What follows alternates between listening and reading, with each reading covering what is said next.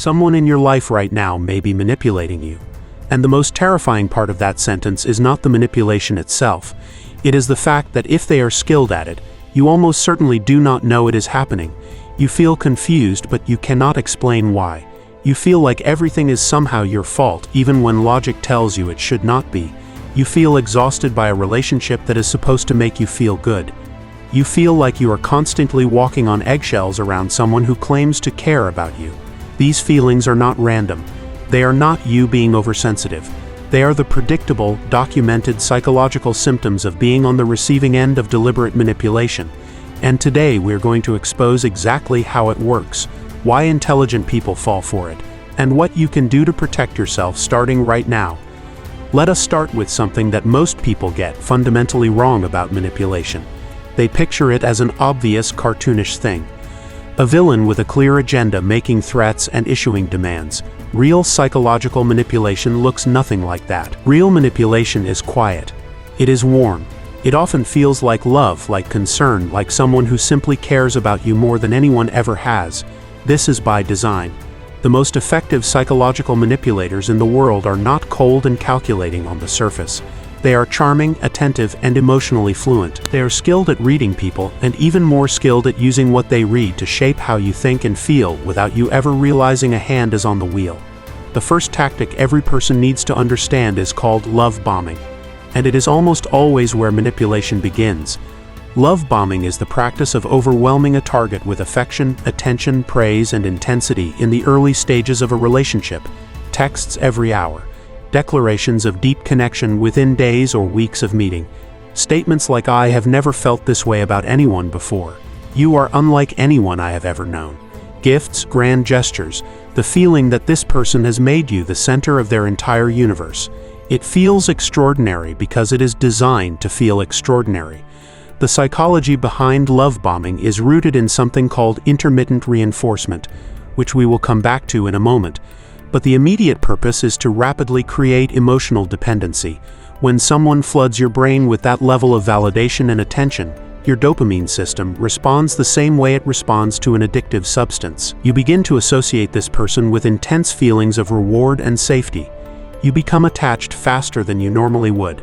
And that attachment is exactly what the manipulator needs to begin the next phase. Because once you are attached, the real control begins. What comes after love bombing is almost always a shift. The intensity starts to fade. The attention becomes inconsistent. The warmth that felt unconditional starts to feel conditional, though you cannot quite identify the condition. You find yourself working harder to get back to how things felt at the beginning. You start wondering what you did wrong.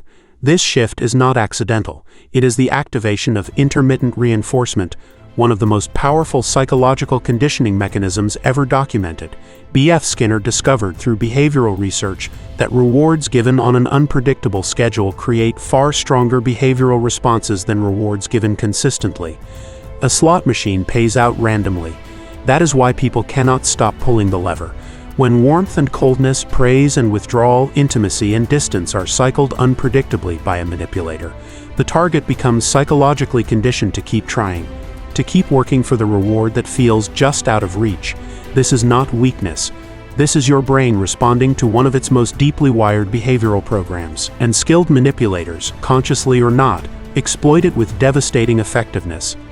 Now let us talk about gaslighting, because this word gets used often but its actual psychological mechanics are rarely explained clearly.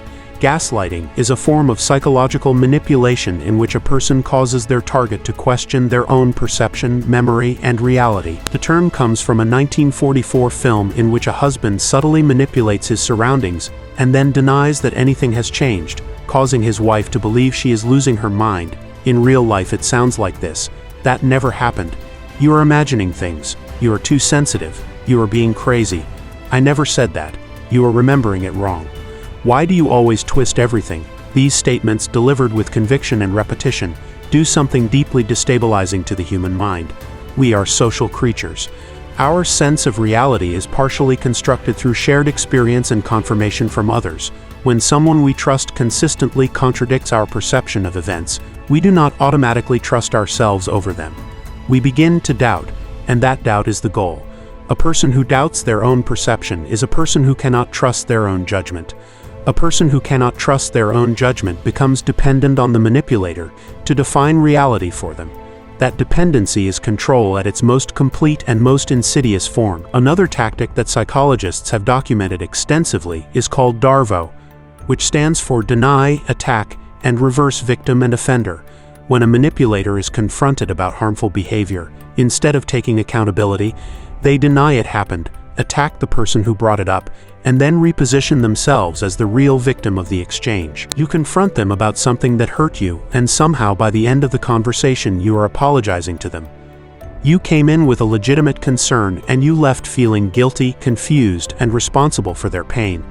DARVO is effective because it hijacks the natural empathy of the person being manipulated. Most people who are targeted by manipulators are not naive or weak. They are often highly empathetic individuals. And empathy, when weaponized against you, becomes the very thing that keeps you trapped. There is also a tactic called isolation, and it is so common in manipulative relationships that psychologists consider it one of the primary warning signs of psychological abuse.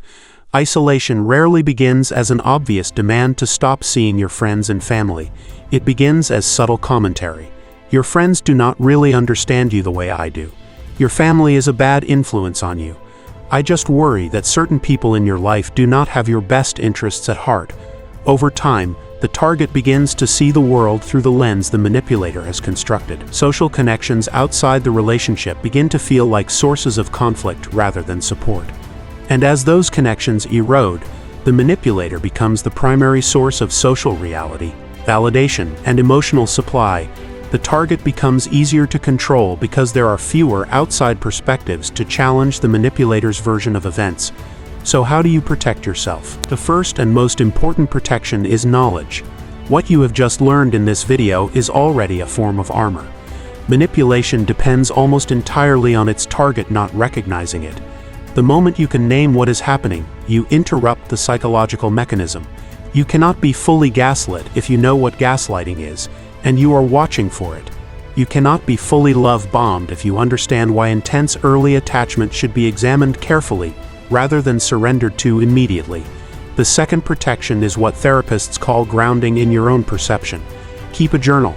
Write down events as they happen. Not to build a case against anyone, but to maintain an anchor to your own experience that cannot be rewritten by someone else's insistence. Manipulators rely on the erosion of your confidence in your own memory. A record of your own experience is one of the most powerful tools against that erosion. The third protection is to maintain your outside connections deliberately and fiercely. Your friendships, your family relationships, your social network outside of any one relationship are not just sources of enjoyment. They are sources of perspective. They are reality checks. They are the voices that can tell you when something seems wrong even when you have been convinced it is not. A manipulator's most valuable tool is your isolation. Denying them that tool is an act of profound self-protection. The fourth and most important protection is to trust the feeling that something is wrong even when you cannot fully articulate why. Confusion in a relationship is not normal. Consistently feeling like everything is your fault is not normal. Feeling afraid of someone who is supposed to love you is not normal. Your nervous system is one of the most sophisticated threat detection systems that exists. When it tells you something is wrong, that signal deserves to be taken seriously, not explained away, not silenced by someone else's insistence that you are overreacting. You deserve relationships that feel like safety, not relationships that feel like a puzzle you can never solve. Understanding the psychology of manipulation does not make you paranoid. It makes you discerning. It gives you the ability to recognize the difference between someone who is drawn to you because of who you are and someone who is drawn to you because of what they can take. That distinction might be the most important one you ever learn to make. If this video opened your eyes to something you needed to see, share it with someone who might need it even more. And subscribe, because protecting your mind and understanding how it works is exactly what this channel is built for.